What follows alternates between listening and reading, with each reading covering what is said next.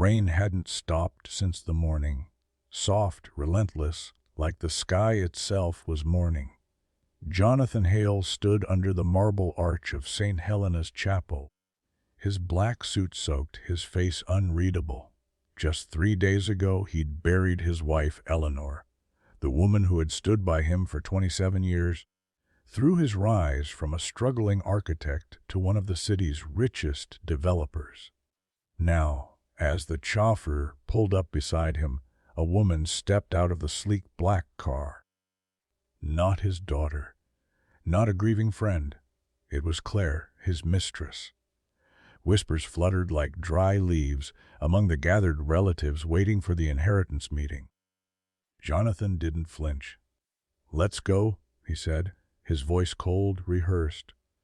Claire followed, her heels clicking against the marble floors, eyes darting nervously around the grand law office where the late Mrs. Hale's final will was to be read.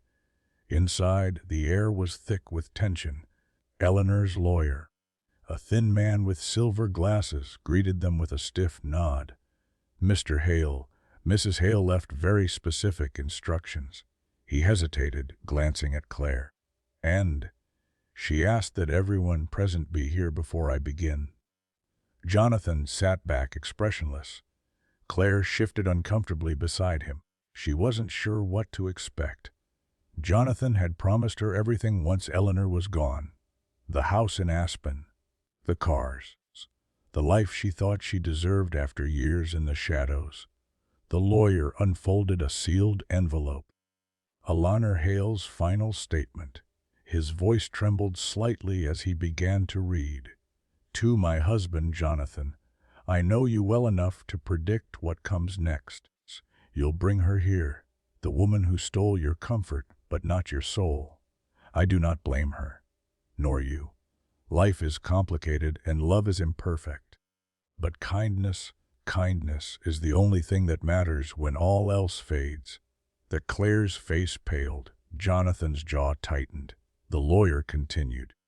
"I leave my personal inheritance, worth $20 million, not to my husband, but to the Hale Foundation for Children, an organization Jonathan and I started together, long before success changed us."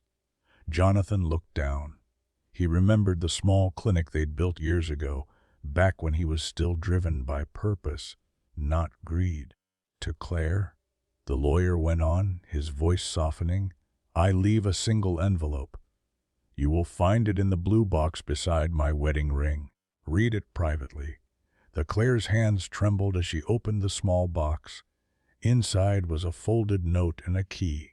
"Dear Claire," it read, "you don't know me, but I know you loved a man who forgot how to love himself.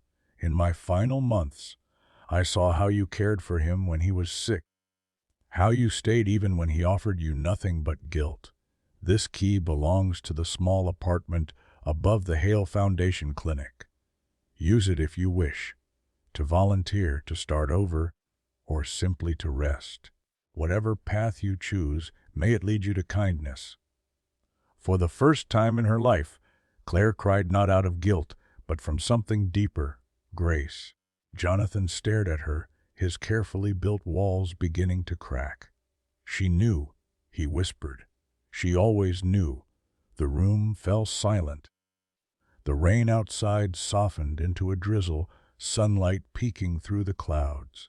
Jonathan stood abruptly and walked toward the window, his reflection distorted against the glass. "Eleanor built something that lasted," he murmured, "and I spent years tearing it down." He turned to the lawyer. "The foundation, does it still operate?" "Yes, sir, barely. Funding's been scarce." Jonathan nodded slowly, his voice breaking for the first time. "Not anymore." Claire wiped her tears and stood beside him. "I want to help too," she said quietly. Maybe that's what she wanted, for us to fix what's left. The lawyer looked at them, two people bound not by love, but by a woman's final act of mercy, and closed the file. Outside, the rain had stopped completely. The city lights flickered on as dusk settled. Jonathan reached for his umbrella but paused, feeling the warmth of the sun on his face instead.